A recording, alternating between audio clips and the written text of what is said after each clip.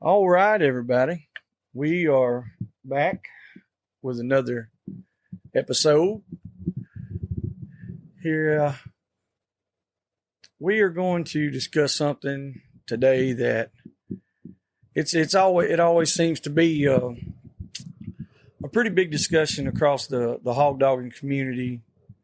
Whether it doesn't matter what style of hunting you do or really what kind of dogs you use or anything like that, but you got catch dogs. And not everybody runs a specific breed across the world.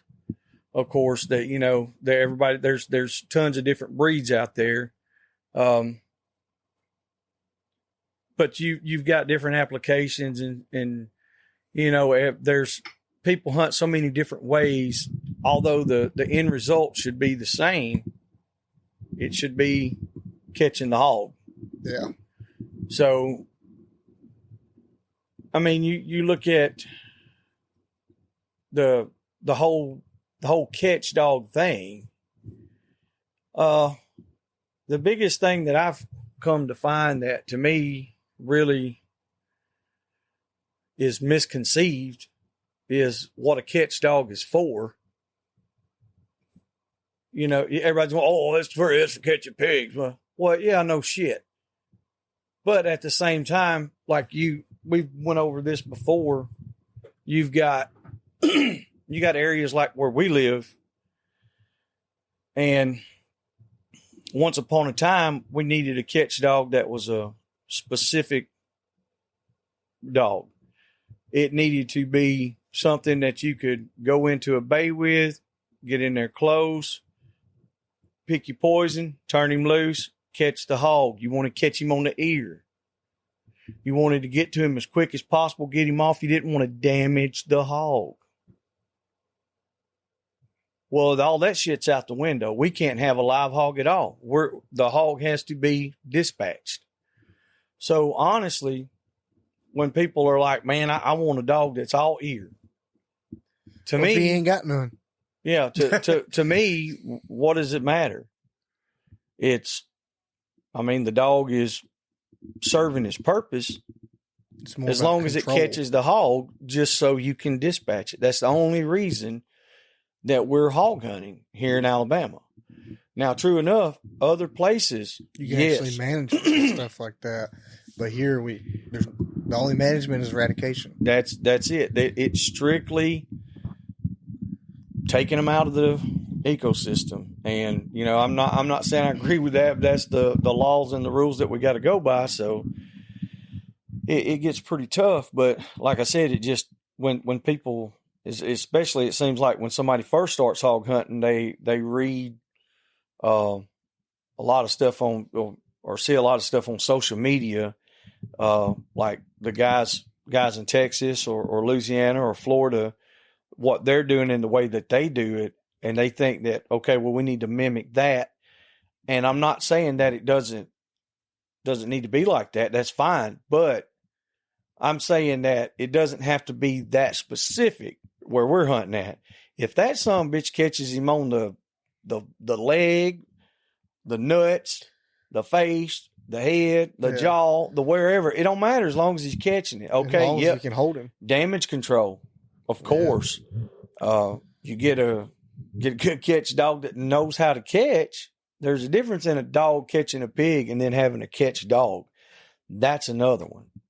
That to me, that's just here's so many people talking about, well, I got a catch dog, son. He's got a mouth on him, blah, blah, blah. And that son bitch he gets cut to pieces every single trip. And I'm like, well, you got a dog that'll catch. But is he smart enough to stay alive? Yeah. Another thing is just each person, their definition is going to be different because their use of the hog is different. Yeah, exactly. So the end use of the hog is what dictates all these definitions and stuff like that. Yes. And so it's not really like you can just be like, well, a catch dog's this, like you said.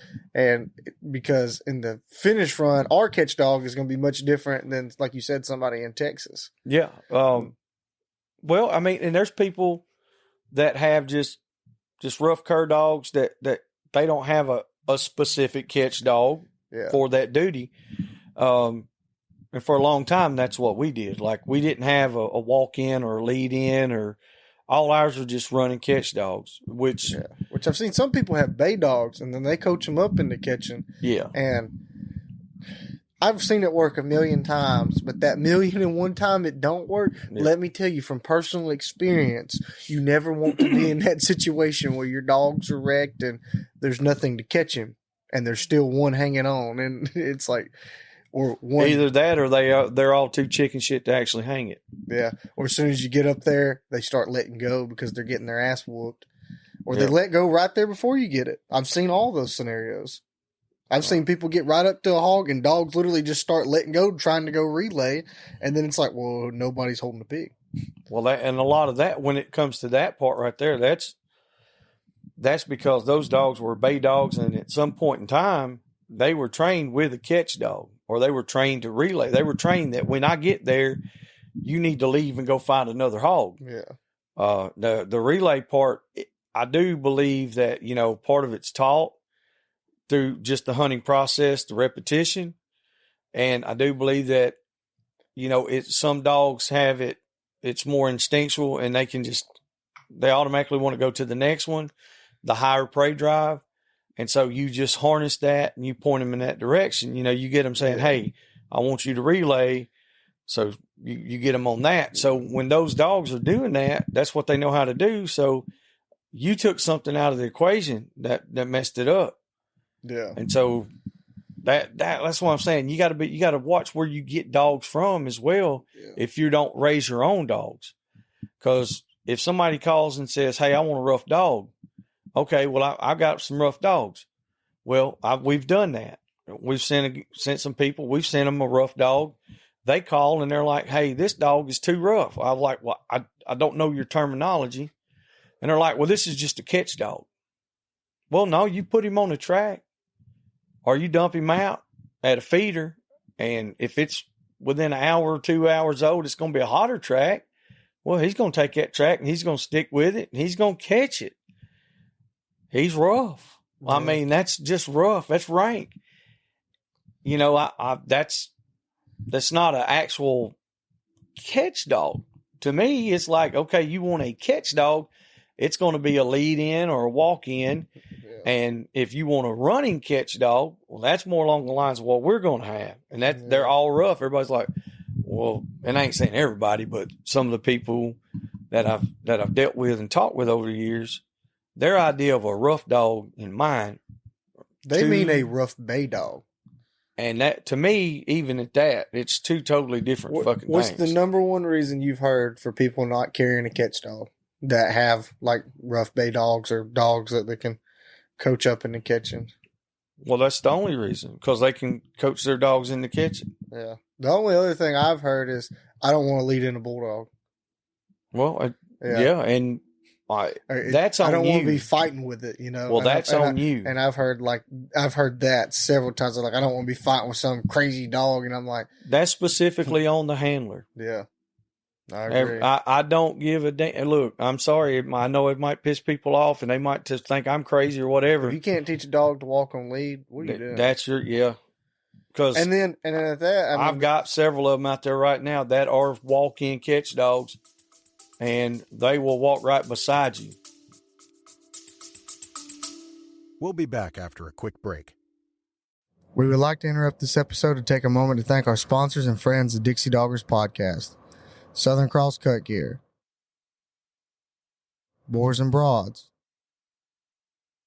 Hardcore Hog Dogs and Cut Gear, Showtime Premium Pet Food, Animal Housing Solutions, Tuskers Magazine, American Doghorn Association, 4L Kennels, Hogbang.com, The Boar's Nest, Crockett Taxidermy, Mud Creek Hog Baying. A big shout out to all those people and companies who help make us who we are. Thank y'all. They better. And there's some that do it very easy, and there's some that don't want to. There's some that do want to act crazy. But they eventually come around. Why I don't spend more time with them than I have to. That's the selectiveness of also your stock. Oh, yeah. Where are you getting your dogs from? A lot of guys, they go through a lot of bulldogs. Because they skip on. They skip out on a bulldog all the time. They go and pick them up from the pound or off the side of the road. And hey, I've got dogs off the side of the damn road that were good. But I also put the time and effort into messing with them before I ever took them out. And there's also a bunch that weren't good. Yeah. Well, I ain't going to say a bunch of them because I didn't really fuck with a bunch of them. I can tell you on one hand how many actual dogs that I've got that were catch dogs or bulldogs of some kind that weren't off of the game stock that I know. Yeah. And that's on one hand. And that's been your whole life since I've been doing this. I can name 4. And that's it. But at the same time, all of them worked out, but I put a lot of time in them. Now, I have got dogs from other people that they just wasn't worth the shit. Yeah, that's what I meant with like other people, like getting them from the pound and stuff. Yeah, I don't. And I've been with a lot of dogs where people are they have these dogs dragging them through the woods and fighting with them, and it makes for a horrible hunt. It's ridiculous because it puts everybody in a bad mood. Yeah, they're arguing and fighting with their dog, and everybody else is like, "Damn, dude, we're trying to be quiet and get up here and slip in." If we're running bay dogs, our bay dogs are going, they need to sit there and keep the hog bayed, and then we get in close enough to see where we want to send them from. Which, for years and years, if we're within a couple 100 yards. If that sumbitch is broke one time, he ain't gonna break no more. I ain't putting up with it. I'm not running hogs for hours and hours and hours. I'm not doing it. I ain't doing it. Don't give a damn. And I mean, like I said, yes, there's casualties. Yes, they take some abuse. They take physical, but get your ass there when they're called. You gotta get there. And a lot of places walk to the bay, run to the catch. A lot of places that we're at, it's really hard to get to them. We've preached that a million times, and I still see guys doing the same dumb shit. And it ain't going to change. It's not, because that's human nature. Human nature is to recreate the wheel over and over and over again. It's the repetition of doing the same thing and expecting different results. That's just called insanity. I mean. No, true. That's how it works. They think that I can do this and it's better.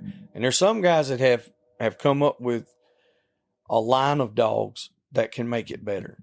Yeah. There's several guys out there that have done that. There's a lot of guys that use dual purpose, triple purpose dogs that can get shit done. They can go out, they can work cows, they can catch cows, they can go out, track hogs, track deer, catch all of the above. All they got to do is tell him catch it. Those dogs are few and far between. Yeah. So you can't just go get them at the pound or pick them up off the side of the road. That's what we were saying a while ago. There's the time about the handler. The dogs that you see like that are phenoms, it's specifically because of the amount of time that is put into the dog.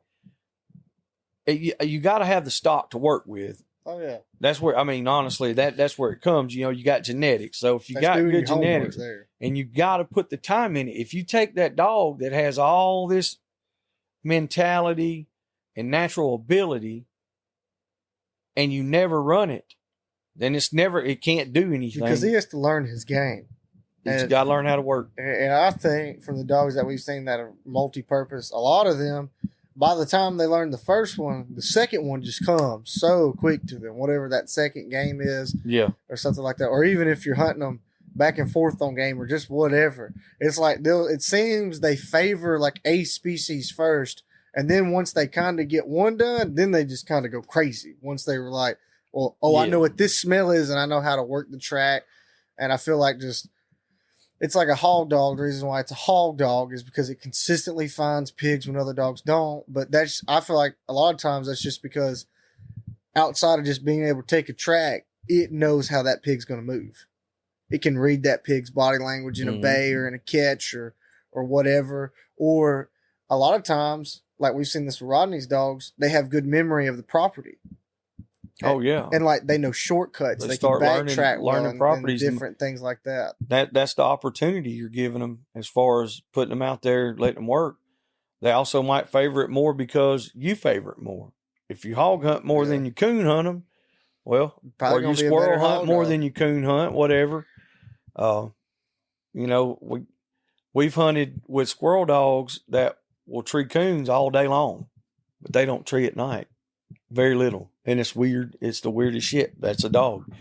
But like going back to the catch dog stuff, there's a difference, like I said, in dogs that'll catch and then catch dogs. Because even with a run and catch dog, a walk in, a lead in, or one that's an all around, you can go up and you can take that dog by itself and ride around. And if you see pigs out in the field, you can turn him loose. If they're 150 yards, he'll smoke one's ass and go hang him. And if you go to a small property and you take your catch dog and just walk it around a little bit, and there's a hot track, and you can catch a hog with it, by itself. You don't have to have a strike dog. And I feel like a lot of people just see that so inconceivable because their bulldogs in such bad shape. Well, when you have a dog that's 100+ pounds and is out of shape, they can't do that. Yeah, that's also true. Some dogs just physically aren't capable. But now having a big dog has its advantages as well. When you're in this, like I said, it's the scenario plays the most important role to me. Yeah. The scenario, because if you're there, say you're in Southwest Texas or West Texas, and you're out there, everything's more open, vast, sparse country, you can see, or Central Texas or whatever, you can see the hogs better. And you go out in a pasture or a big open place, you can get your bay dogs to it. It can keep it there. You can drive very close to it. So having a big jughead dog that can just, when it hits, that some bitch ain't going nowhere. Yeah. That has its advantages. Yeah. When you get into something that's growed up, super thick, 200-acre briar patch of a cutover. Yeah, 4 years old. Cutovers, like the one down in Atmore. The marsh, places like that you can't even physically hardly get into. Big dogs, they lose the advantage to me. Up. Yeah, they get caught slow. Up.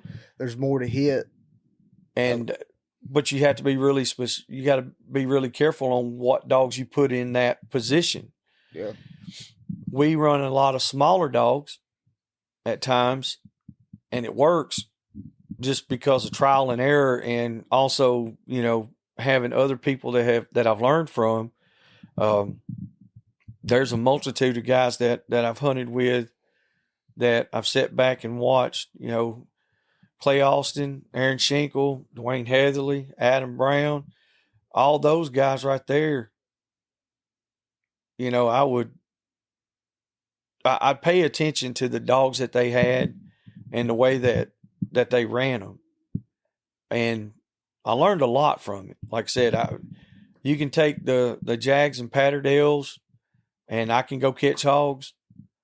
It's a whole different way. It's a different scenario, but I've done it for years.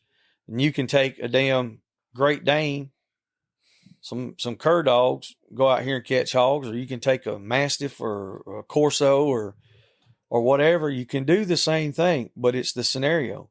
You're not going to take a 120-pound dog and send him in that briar patch and get him in there where my 35-pound game dog's going to go as fast.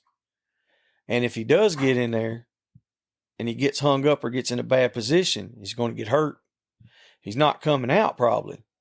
Where the little dog can get in there and can hang on and move around, more maneuverable. They get up under the hog.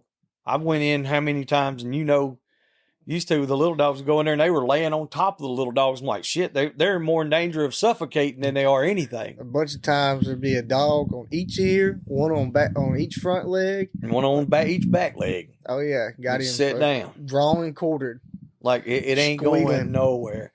And none of these dogs weighed more than 25 pounds. No.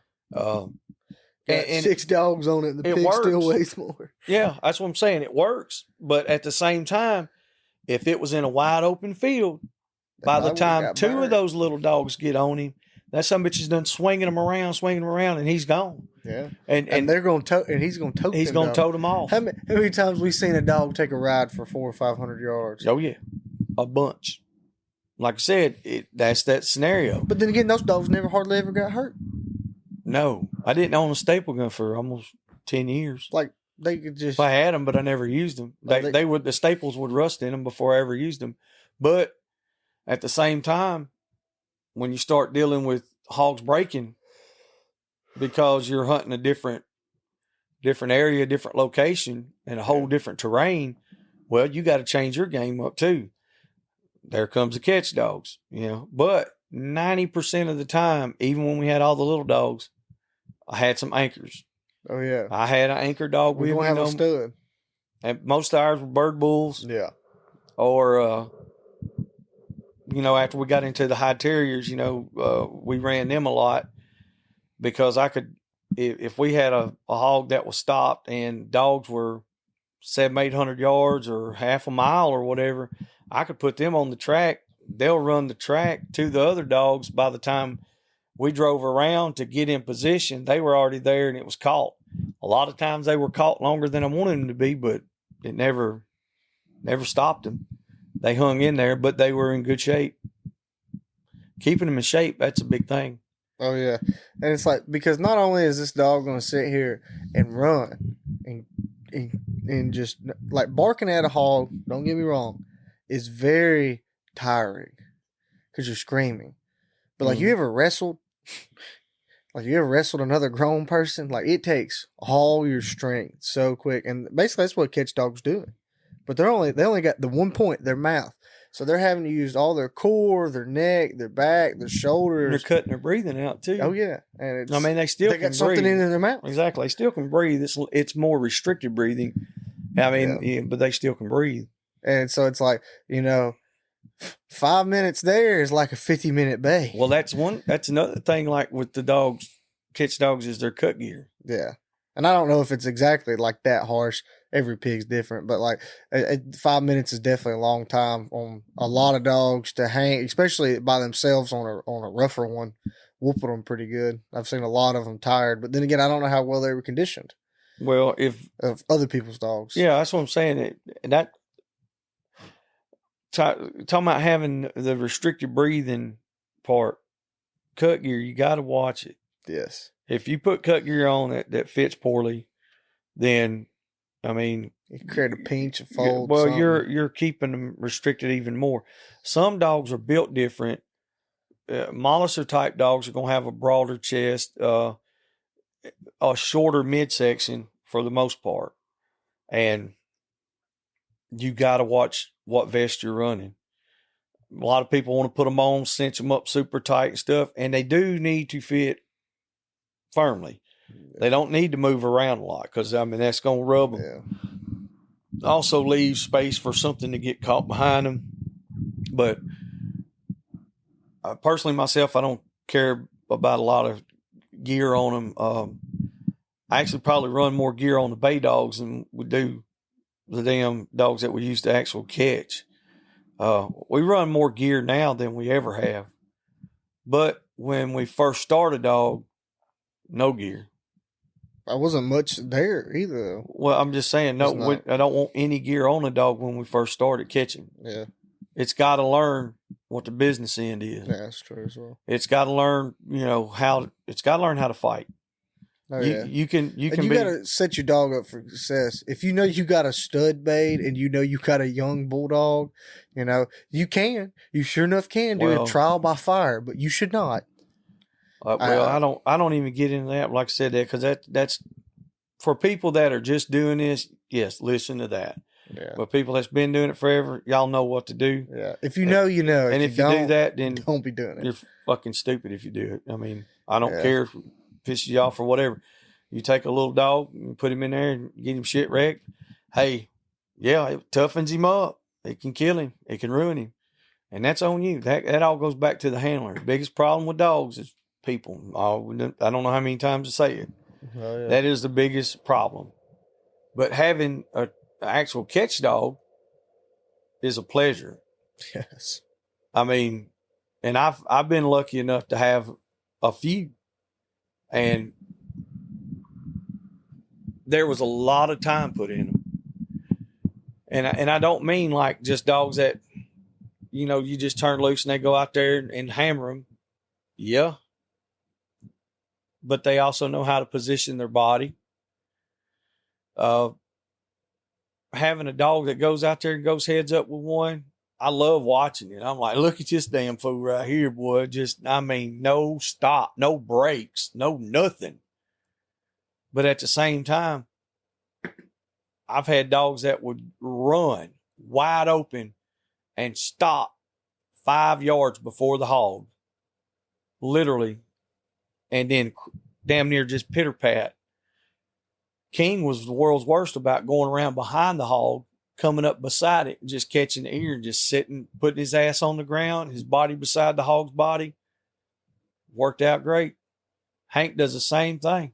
Yeah, they didn't hardly ever head one up. No. But they hardly ever got cut, too. No, which Hank, we still use him a lot.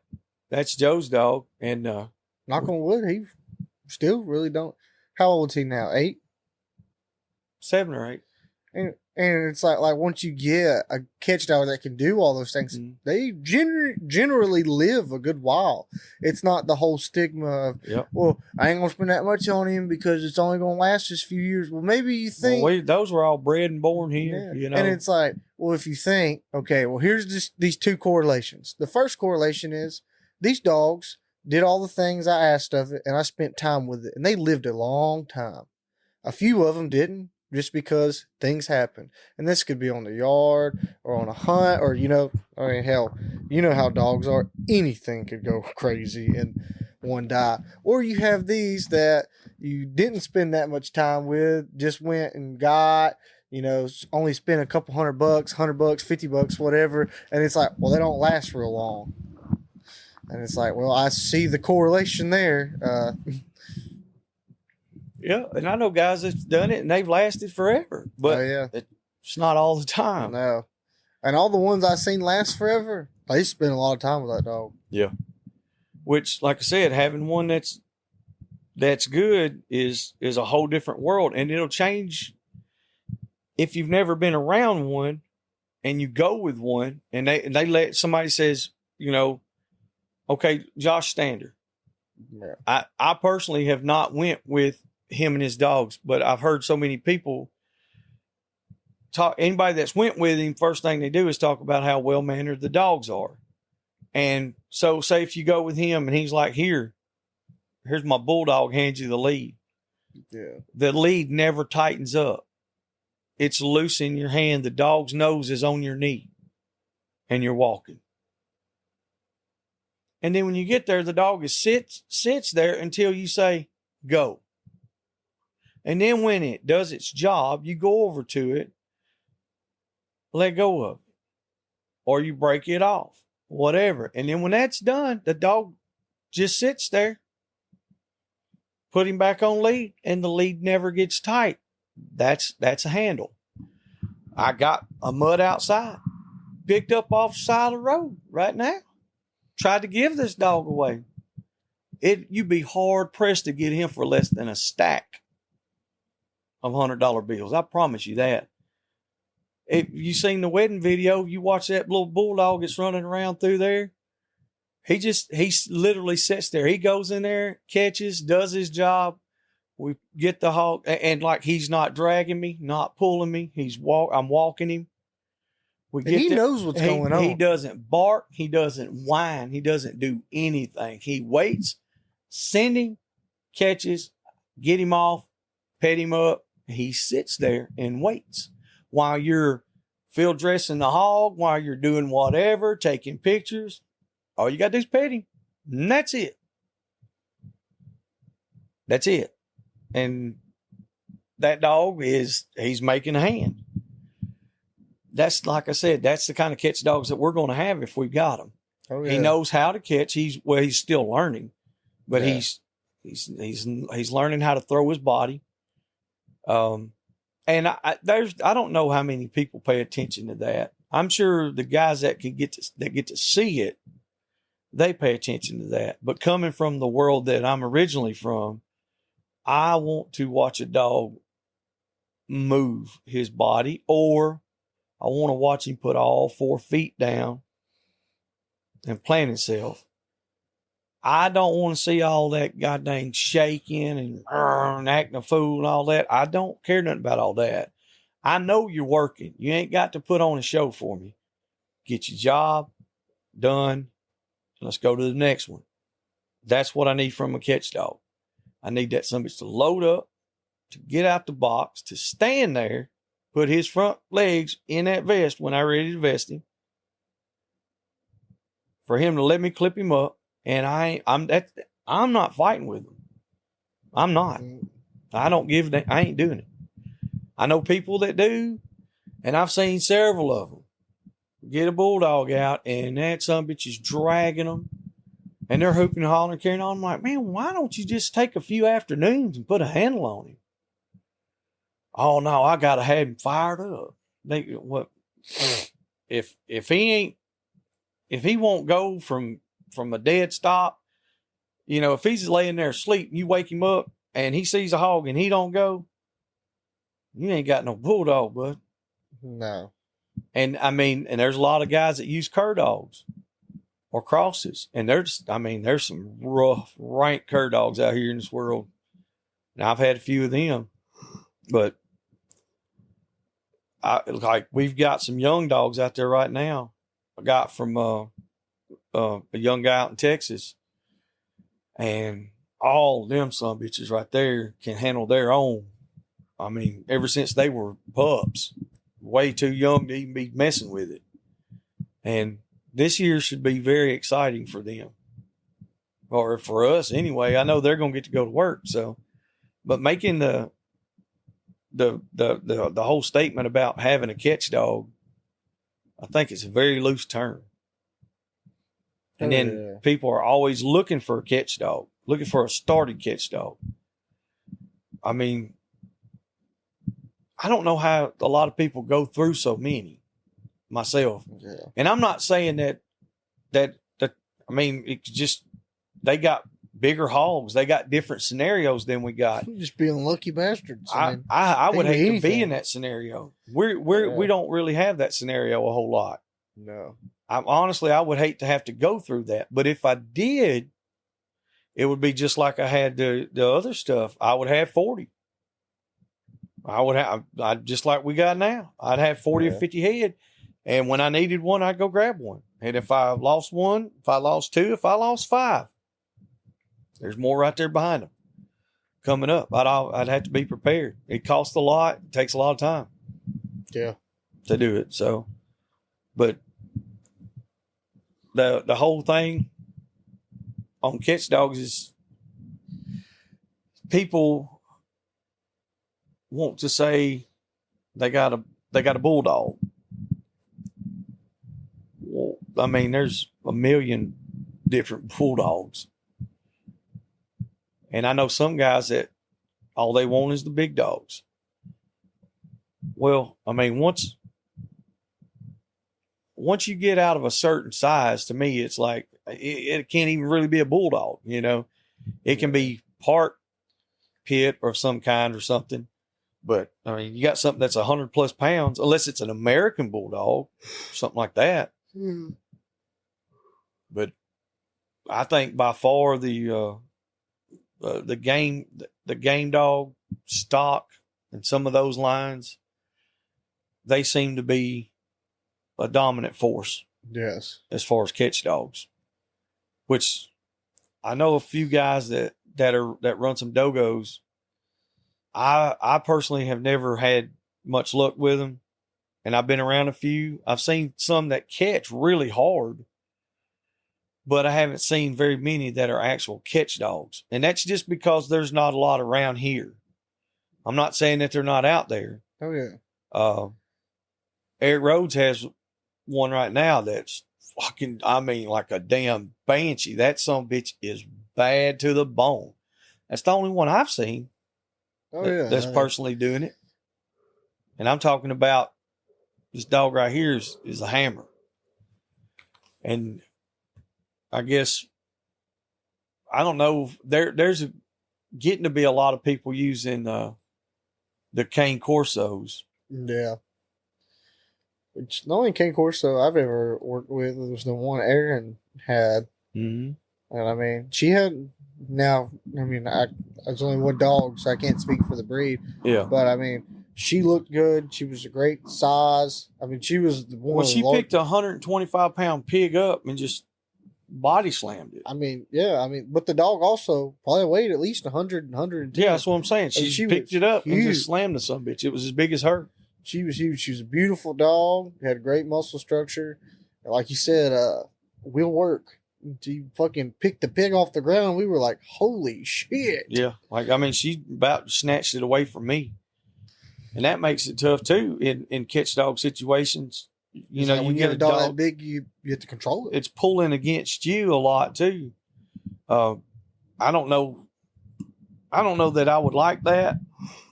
And, well, like I said, the scenario would determine all that for me. If I hunted other places like here in the hills and mountains, I don't know how well they would do in like July and August, where it's just miserable, hot and humid.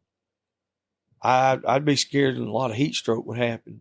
Yeah, I would be too. And I mean, but if they're in good shape, you know, that'll help. And that's another thing. It's just like, I know we already touched on it, but just there's so many people that just take a bulldog that's laid up all winter and then just go give them hell, buddy. And they're like, I can't. My dog's heat stroking. It's like March. And I'm like, I know why he is. Yeah. But I've seen people do that with any kind of hunting dog. That is just my biggest pet peeve because it's one of the most preventable things. Yeah. Nutrition. Yeah. I mean, it's one of the easiest things to do, but it's a time consumption deal. Yeah. And I don't know how many people have big yards. Like when I say big yards, I mean like 20 plus dogs. I would say that. I say 20 dogs or more would be a big yard. You know, especially if you get to 30 to 40 or 50 and plus that's that's a big yard. If you got that many dogs, it's hard to maintain them. It's hard to put that amount of time in. So, I mean, that has a lot to do with keeping the dogs in shape. But at the same time, don't have that many dogs if you can't work them. And that's a position that we're in. It's like we had a big breeding program for a long time, and a lot of those dogs were not worked as much as we had like our main line of dogs. And a lot of dogs were used just for brood bitches and just for studs and stuff like that because we were making this certain breed. So, and we had to have several different breeds to do that. So had a lot of damn dogs, and we've done all that. Now we're doing something else so we can reel back on the dogs. That's why we were talking about sending a few dogs out. And I've got one or two of them that we've placed and still got a couple I could probably let go that are dogs that'll go find a hog. I got one old gyp. I don't even know how old she is, but how old is she? 10? Got to be around 10 years old. She's a slower dog now, but walk hunting or just riding around checking feeders or something like that. If there's anything, I promise you, she's gonna go get it, and she'll stay with it. She just, like I said, she's getting older. She'd be a good puppy trainer for sure. And then we got a couple of younger dogs this year. We had 7 or 8 cur dogs last year that were pups, and they're younger dogs this year, but they're all been on pigs, and we're gonna let 2 or 3 of them out. So we'll still have some more. So, Oh yeah. and that, but like I said, having a big yard, that makes it tougher to really put the time into the dogs. And if you don't have a lot of dogs that are catch dogs on your yard, and you say you got 20 head of dogs, and you got all cur dogs or whatever, or all hounds, and you got one bulldog, you need to stack that up. Oh, You need to put 3 or 4 of them hounds or curs back out of the way and get you a couple more bulldogs, so that way you got some backup. Oh yeah. And I don't think there's nothing wrong. Like if you're running strictly bay dogs, I don't see nothing wrong with taking 2 bulldogs all the time. Make it easy if you can. Oh yeah. I mean, because there's gonna be times like where one misses, one breaks, one gets slung off, one. Like, I mean, hell, if the motherfucker catch a pig in a swamp or something, he's covered in mud and everything. Like, hell, I mean, how hard is it to tell what the hell a hog is? How many times you been up on a mud ball of a bay and you're like, where's the pig? Yeah. I mean, hell, the dog's probably thinking the same thing. Hell, he could be grabbing nothing but a wad of hair and he thought it was meat and have to regrip. And, when he regrips, now he's getting throttled. Well, And seen a million examples like that, and that's why I like 2 bulldogs. But like you said, we're not reselling these. So like if the pig gets chewed up, it gets chewed up. Yeah, We just try to limit it. yeah, it don't matter what happens to the pig here. That's what I'm saying. The ultimate, well, I can say the ultimate goal, but the end result is it's Pig. dispatched. Yeah. And I wish it was different, but like I said, there's a lot of places where you don't have to kill them. You can have a holding pen or a facility. You can sell them. You can do a multitude of things. And if that was the case, I would have a whole different pack of dogs. I promise you. Oh, I'd be doing something totally different than what we're doing. And what we do now, we catch pigs. We catch a lot of pigs. If we're in hogs, we catch a lot of them. If we're not in the pigs and they're very sparse, we still have enough dog power, enough nose that we can grub one up. I mean, we ain't got the hound nose on a lot of them, but there's a couple of them that's be running close with them.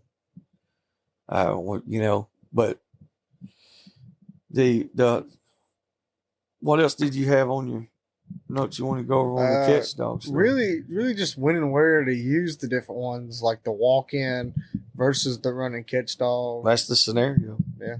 That's I don't know how else to. I mean, more like just like geographical locations. If you're running straight bay dogs, if you're running real rough bay dogs, yeah, then you might want a bulldog that you can send from 100 yards or 200 yards.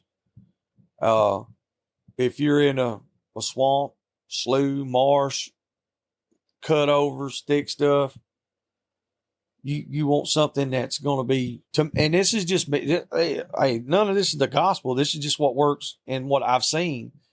That's where the smaller dogs shine. You know, to me, the smaller dog shines all the time. That's just me. But I would have more of like maybe a bird bulls or something like that in that scenario. That's going to be more running catch dogs, because if that son bitch breaks, by the time they get in there and they shake the bushes a little bit, if that hog breaks, they got enough nose they can stick with it, run it down. Yeah. Got enough leg, enough wind that they can catch him and hang with him. All right, say you're like we was talking about in Texas or Oklahoma, and you're out there and you're bait up in a big old wheat field or in a ditch. And you can get up there and you can see what you're looking at. You can get fairly close.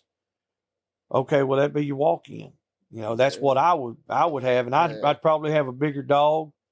And when I say bigger, I don't mean 150 pounds. That's not what I personally mean. When I say bigger, I mean like, 60 or 70 pound dog. Yeah. And that's probably small for a lot of people. Yeah. A bigger dog to us is anything over 50 pounds, generally. Yes. Because like our bulldogs, all the stuff that we have is generally going to be out of game stock that's being kept up for generations and generations. And like the little pup we got last summer, Jade, she's 10 months old now? 10 months old, somewhere in there. She's about 9 months old. She might weigh 30. Maybe. I don't even know if she'd push 30, but she's dense, she's thick, but she is an absolute fucking specimen of a dog. I mean, like, when you see that some bitch, you're like, oh, that's a nice dog. And then I got 3 pups. I love seeing that dog every day because she looks so good. That dog looks so good. Yes. Like, it brings me joy. She grew into her feet because she was real coon-footed in the front. It took about 30 seconds to get her to grab, too. Yeah, it did not take long. And her tail finally isn't, like, her... She looked abnormal when she was little. Yeah, it's like, I don't know if she grew into him, but her head's swelling and she's getting flat across the back. Jaw muscles starting to pop out. Oh, yeah, she's looking good. And she's just the sweetest little baby ever. Until she don't want to be. Call her Baby Jade. Yep. She got all fired up, and I noticed she had a good off switch, but I also think that's just from having such a personal relationship with the dog. That's that time. Because like after we got her away from the pig and stuff, it was probably 30 seconds, and I was carrying the dog. And like most of the time, if you had a dog that just got fired up on a pig, like she'd be screaming and trying to go. She was like shaking and like trying to flip over, and I was like, "Hey Jade, leave it alone, dead pig." Yeah. And I just like kind of sat her up, and I was like, "We're not worried about that." And I was like petting her up, and like telling her good job. I was like, "Now it's about us." And she kind of like came back into it, and then she was just like, "Okay, we're cool." And we're talking about a pig that's her size. Yeah. 50 pounds. Maybe. Yeah. And that's what we were talking about earlier. It was like, we're not going to put her on a big 250 pound boar hog with teeth and all that. That's personally not what we're going to do to start them. We just want to see if she was interested, and she grabbed hold pretty quick. So it was like, okay, we got her off. We didn't want her to continue on because she needed a little more time to get those teeth set good.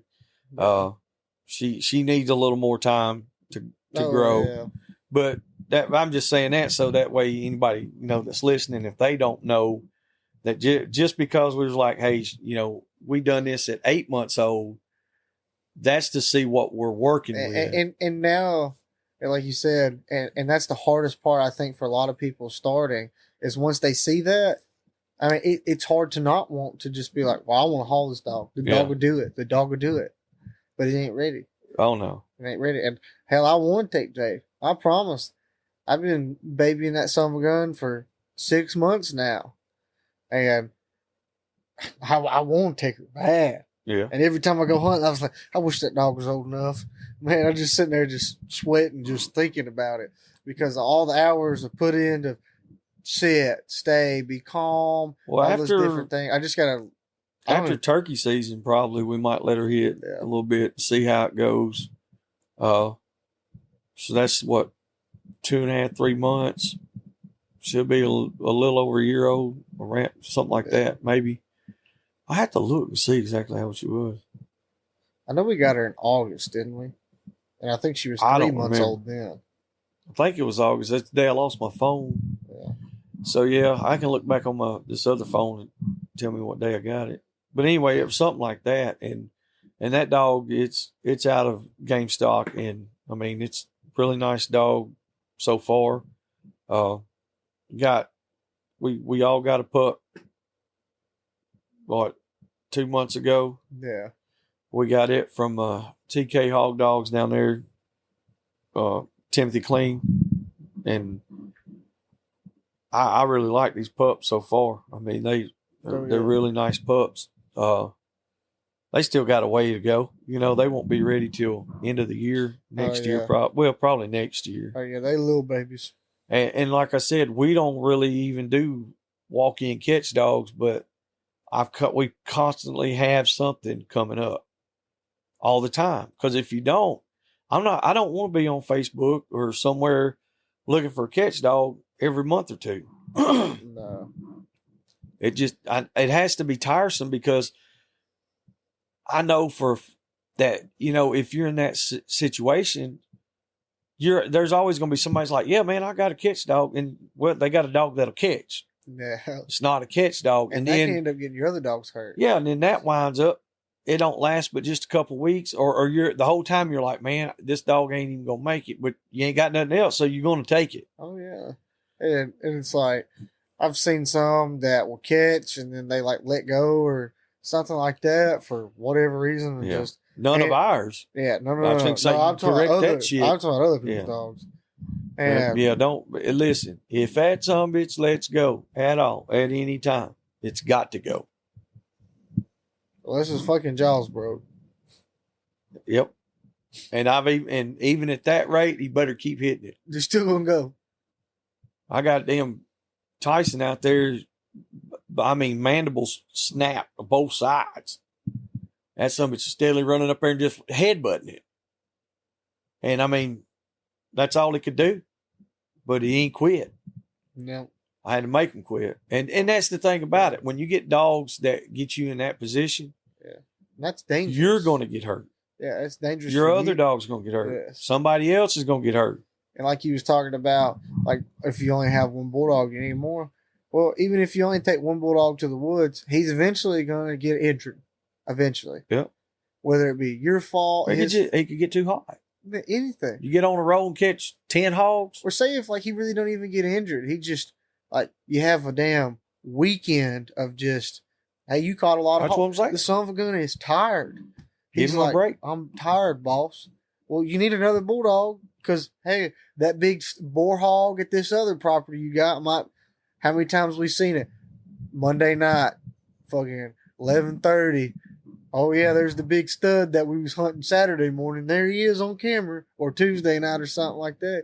And it's like if you got a catch dog laid up, you don't have any backups. And and there's a bunch of people, like you said. Which I know there's a lot of guys that, they hunt in groups and everybody will have a bulldog. Yes. So I guess in that way, that kind of coincides with having several. But I would have to have, I got to have a couple myself. Oh, yeah.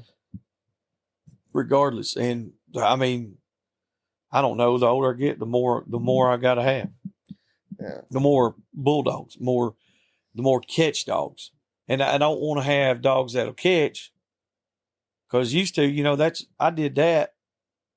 How many years? I would do 2 dogs a year that I would keep. I always had my dogs, but I would always take 2 dogs a year, work them, get them going, and turn them around. And somebody need one, I'd be like, okay, here's your catch dog.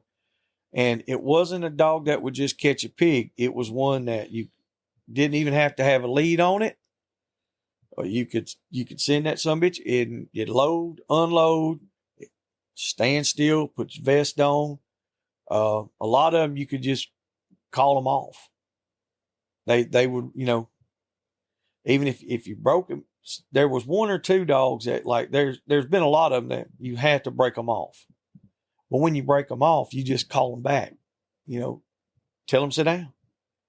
That's what I mean by just calling them off. It's not like just walk up and say, okay, let go. I have had that. That. But you don't get that very much.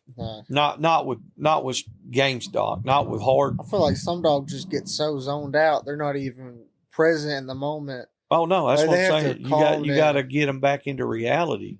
But there's some dogs that can handle it. Yep. That they have that tenacity. They have that mentality. Yeah.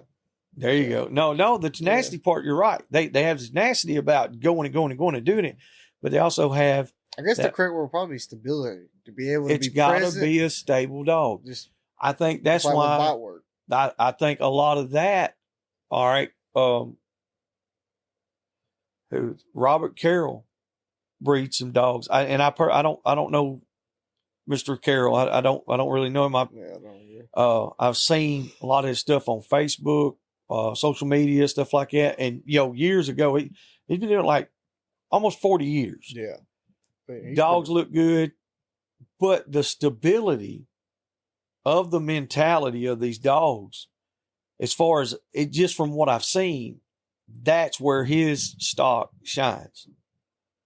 Is because you're getting that game dog stuff that you can use as a catch dog. I have got plenty of game dogs that you are not taking to the fucking woods. You're not putting that son of a bitch around another dog, I promise you. If you do, anything, quite frankly, anything. it don't matter. That son of a bitch is going to catch whatever is in front of it. I've seen some that would hit the feed bucket. Oh. It rattled, and they were like, How- oh, God. how many have they would we went never out there try to bite you, though. And tore the fucking doors off the dog box? How many times did they went through the side of the dog box? That's why we never got metal dog boxes. That's why I had to quit handling them. Everybody's like, well, why is everything built out of wood? Well, because they're going to chew a hole in it by the end of next week. And every week or every month we got to replace doors. That's also why we got away. I had to, like I said, I had to get away from some of the, but in their defense, they weren't bred for hog dogs. No. That's not what they were for. No. They were for, they were for catching rats. But like, mostly. But like all the dogs we saw at chokers. Timothy's place, like they weren't crazy. I didn't see a single dog there that tried. I think they all have a good, stable mentality. There was 2 dogs I think that probably would have bit me, and they were both on the back corner. But out of the other dogs, which was several, I don't even know how many there was exactly. They were all very just. Yeah, they were very accepting of other people. And usually, if a dog is going to be real standoffish on that, a lot of times they're pretty crazy in the moment. The one he's got in the house, that son of a bitch will bite you if he says to bite. I imagine if you touch any of the kids or anything, them dogs eat your ass up. But at the same time, I don't want dogs that's going to try to bite a lot of people or anything. No. I've got dogs that. They don't bite me, so we're okay. Yeah. I'm not going to say they won't bite anybody else, but they're not anybody else's dogs. That's your dog. Eminem, that son of a bitch right there, I guarantee you he will bite somebody. I tell everybody, don't touch him. Don't look at him. He don't want you to. But in the same sentence, if you let him out of the dog box, he's perfectly fine. Runs around, hunts, does all the things, but when he gets in the dog box, or if he's on a chain, he don't want you or on the cable set or something, or on a stakeout, if he don't know he's confined. If he's confined, if he don't know you, he don't want you around him.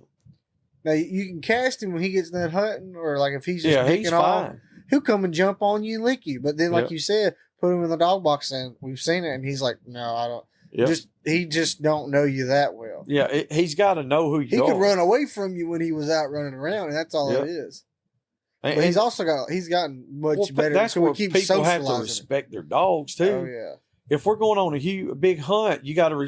That's where we know we're like, hey, we don't need to take him if there's a bunch of kids, a bunch of people, and you're like, hey, if they, if we're worried about dog's stable enough, if we're worried he ain't stable, then we wouldn't be taking the dog. Yeah, like which I feel like I've conditioned him enough now. Oh, he's fine. And Ella and I like a lot of it was he was raised in a house. Yeah, in your apartment. So he was a house dog, so he's going to be very protective. Oh yeah, so he should be. Like we was talking the other day, Frank was talking. He went to somebody's house, got out, and there was 4 or 5 dogs. Not a dog barked. He said they was trying to get in the truck with him and love on him and licking him. He was like, I wouldn't have none of them. He said, they ain't got to bite nobody. He said, but they at least got to bark. Yeah. They got to do something. I mean, if you ain't letting me know somebody's here at our house, buddy. Yeah. But I think, like I said, this year, probably next year, for sure, I'll have 1 or 2 catch dogs that I'm gonna send. I'll find somebody to send them to, something that they can. That'll be a pleasure to handle. I'm gonna mess with it a little bit more. I miss it. I enjoy it, and so we'll see how that works. We'll find somebody. Sure, we can muster up enough to send him a shitty dog.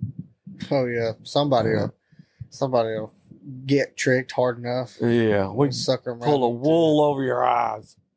Hell, you got anything else you want to add on that? About anything on the catch dog stuff? Like I said, no, not really.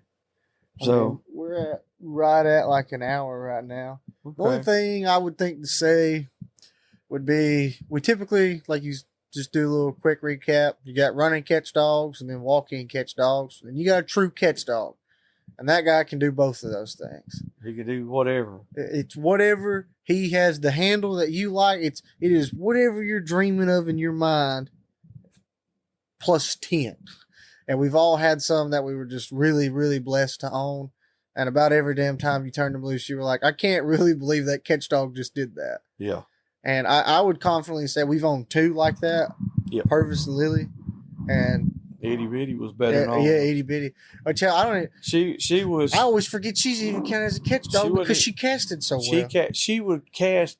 We had 3. I mean, we were pretty lucky in the bulldog. That shit was ridiculous. And that's probably Purvis also would why actually we're so. catch a. I mean, if it was 50 pounds or less, he would bring it to you. Like there, if we got in pigs, little pigs, running around, we would turn him loose, let him go out there and catch a few, and he'd catch one, he'd bring it back, and lay it by the trailer or by the truck. He'd go again, he'd come back. There was plenty of times. Oh yeah, we'd be out there. We'd catch a hog. I'd unclip. I'd be like, show him how to relay. Yeah. And there, that son bitch guy, he was a pretty good sized dog. He was about almost 70 pounds. He was big old red nose.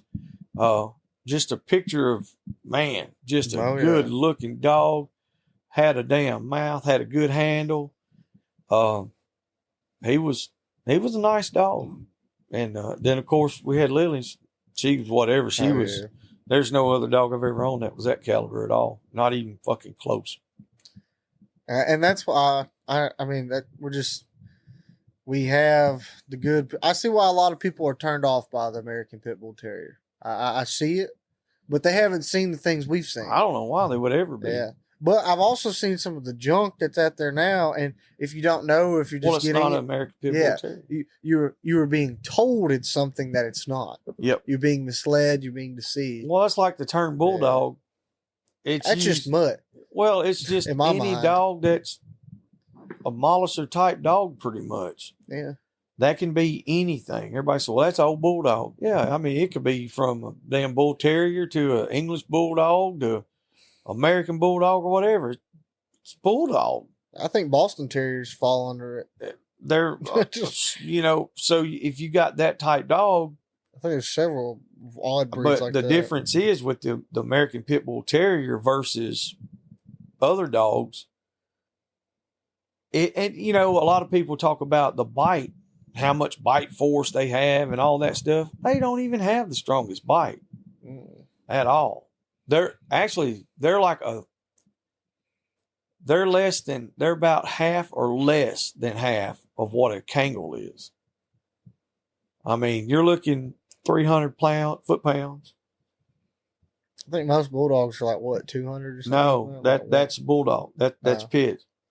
Kennels are 750. Ooh. Yeah, Rottweilers, they have a stronger bite force. Yeah, but they don't have the jaw structure Pit Bull was built to hold. Yeah, that's the difference. That's the difference. It's not locking, and they can go none of that for the duration of it.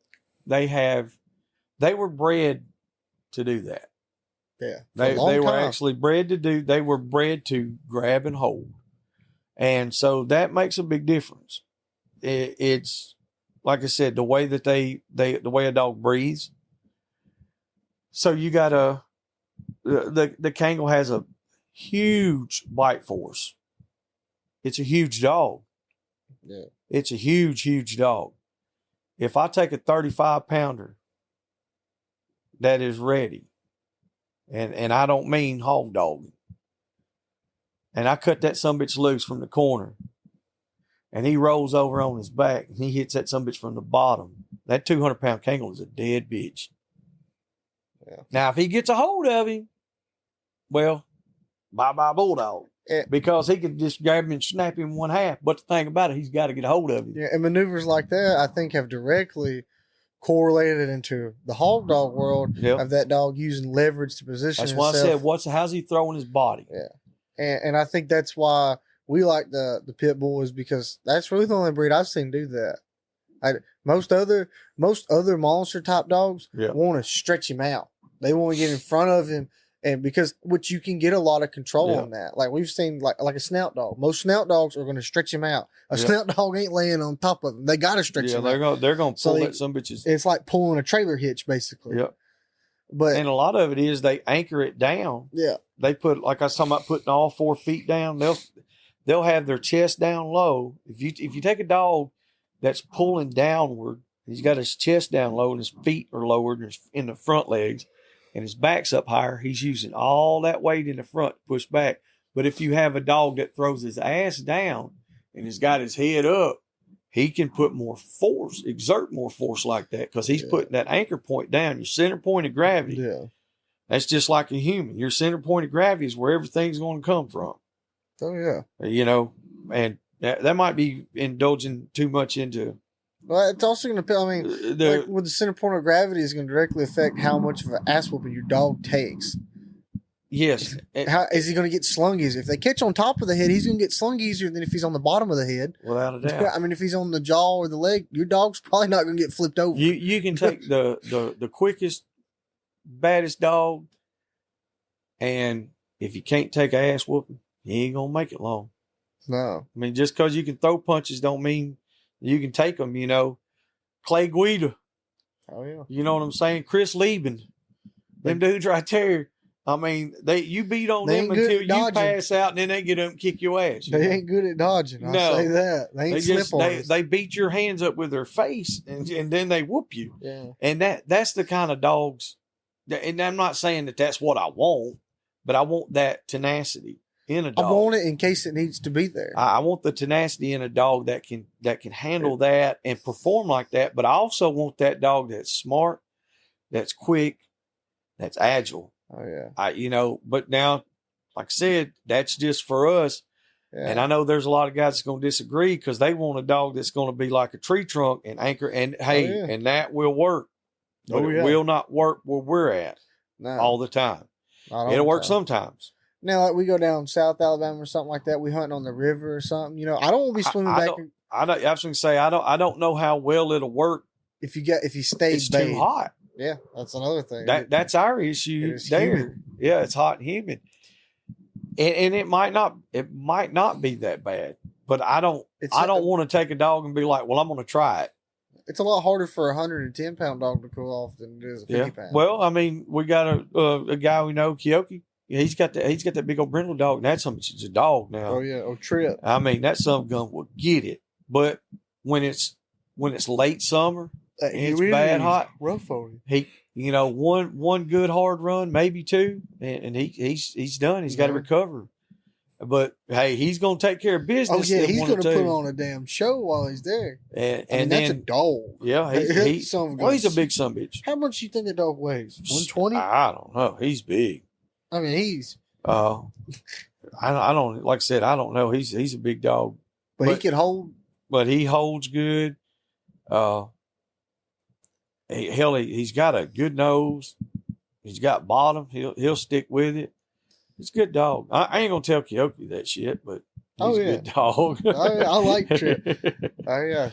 But it's I've always thought about it. I was like, because I've talked about breeding, like a Mastiff with a blackmouth cur or Boer bull to a damn blackmouth cur.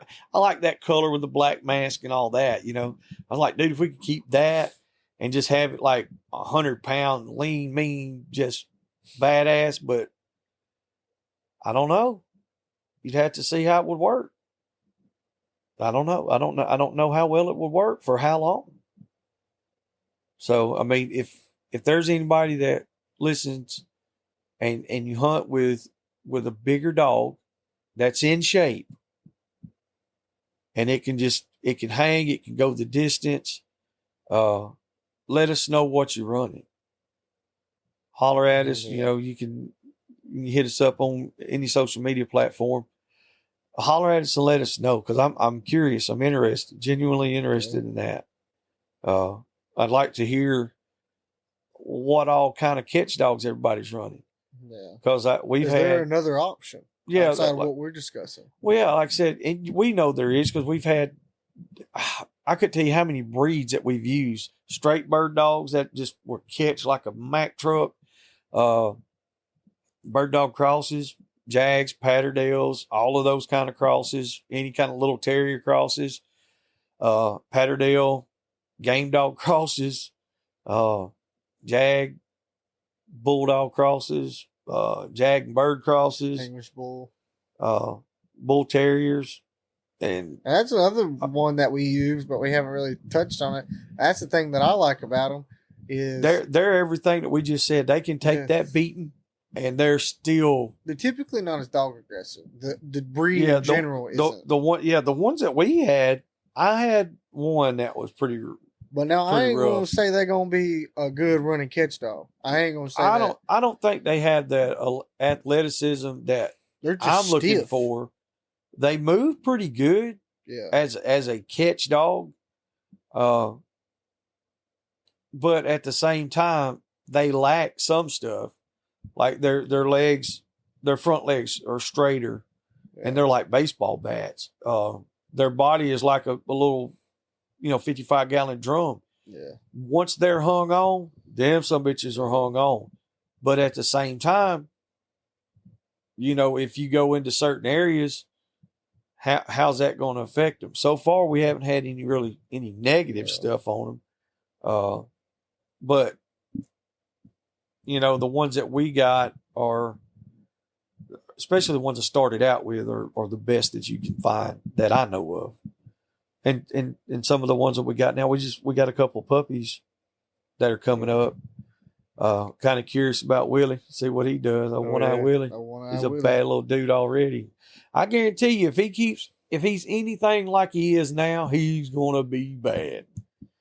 He's gonna be a bad little son of a bitch. Oh, I love that little dog. Yeah, but like I said, at the same time, I don't really talk about the EBTs a whole lot, because people start bugging me about wanting them. They want them, and all they want to do is get them and breed them and sell them. And fun fact, just because you want the dog because it looks cool, that makes us never ever want to give you one. Fun fact about that. Yeah, wow.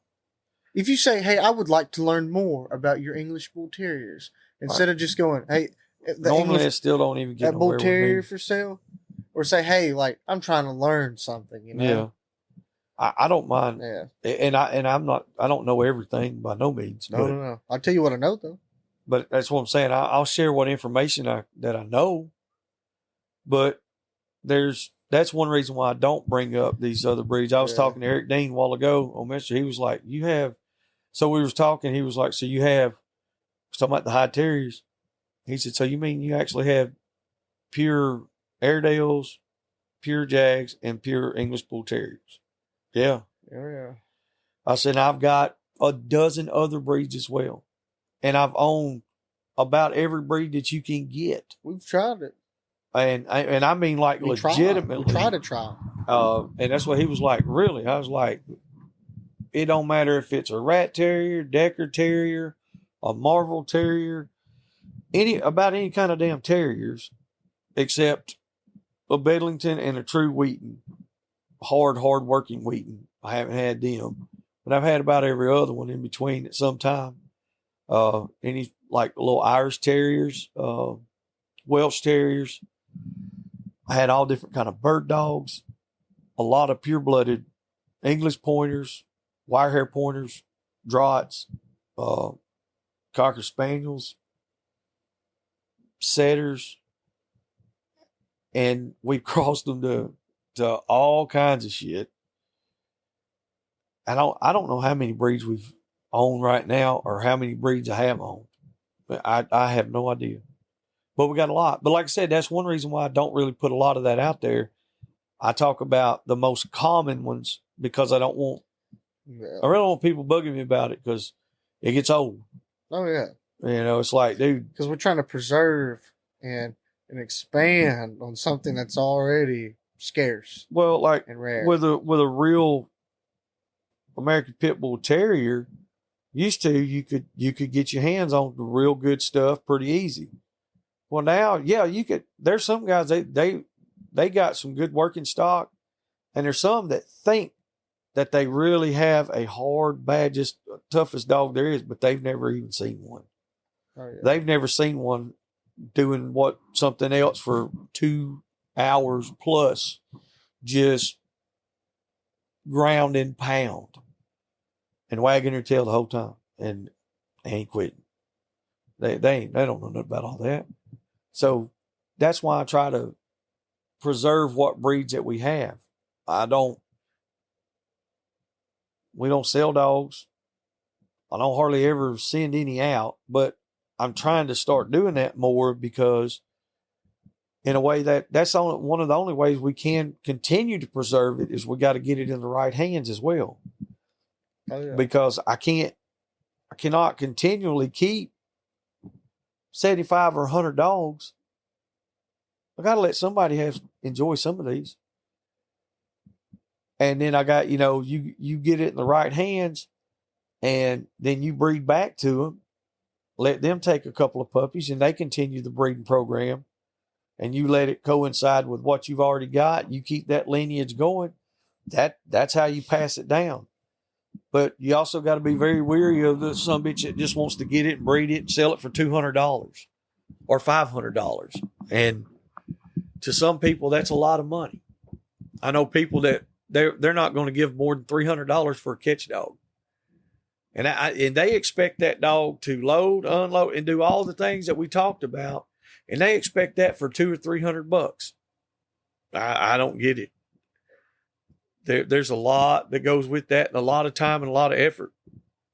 And you can't make a dog like that in one summer. No. Very, very. I mean, you got to have a couple years in it. A dog's not even ready to be put through the damn ringer physically until he's a year and a half old. Well, I know that. I'm talking about even after the dog is ready. Oh, yeah. You're going to have to put 2 years into some bitch. I think myself. You're going to have to be 3 years old before you can be like, before you can do it. This dog's a catch dog, And like I said, I don't get where people come off there. To me, if you run straight bay dogs, your catch dog is the most important dog there. That's the one that seals the deal. Yeah. So if you got dogs that are running track and do it, and you got 10 of them, like I said, you only got one catch dog. You need to have 8 of those and have you 2 or 3 catch dogs, at least to have backups and keep on hand. That way you're not constantly having to look for something that you already have. That just saves you a lot of time. So, but, well, I mean, maybe this is informative. I don't know. We'll do another episode on some things about, like getting you, how to work your catch dogs in the off season, nutrition on them, because I think having the type of dogs that we're talking about, they need to be in shape and ready to go. And you can't do that, like you said, where they've been laid up all deer season and just pick them up and say, okay, I'm expecting them to do the same thing that they done, and then them be out of shape. Yeah. So, but anyway, like I said, we hope it's informative. And if y'all have any questions that we can help you with, just, holler at us, contact us. Once again, we appreciate everybody that supports us. I'm trying to think of some events we got coming up. We got the Tulsa Standard Hunt. Uncle Earl's is coming up. They're going to do a hog hunt that coincides with that. So y'all check out hogband.com and Uncle Earl's. Get with Jake Locano on that stuff. Check out with the Boars N Broads, or get with us on the Tulsa Standard Hunt. And we got me and Nate's got the Shankathon. We're working on it. We'll have some concrete dates ready, but it's going to be right after turkey season. We know that. We're trying to keep up with turkey season when it ends in every state that's pretty much got hogs in it. So anybody would be able to enter it and hunt it. So if you have turkey season in dates in your state, let us know when they end. That'll help us some there too, so we can get it back to you quicker. So I guess until next time, y'all just remember to like, subscribe, and share. And so on these podcasts and our YouTube stuff, we gotta have the viewers. We gotta have y'all subscribe. We gotta have the subscribers out there. We got the listeners. We got the viewers. We need to make sure y'all hit that subscribe button too. And once again, we appreciate y'all. Thank you.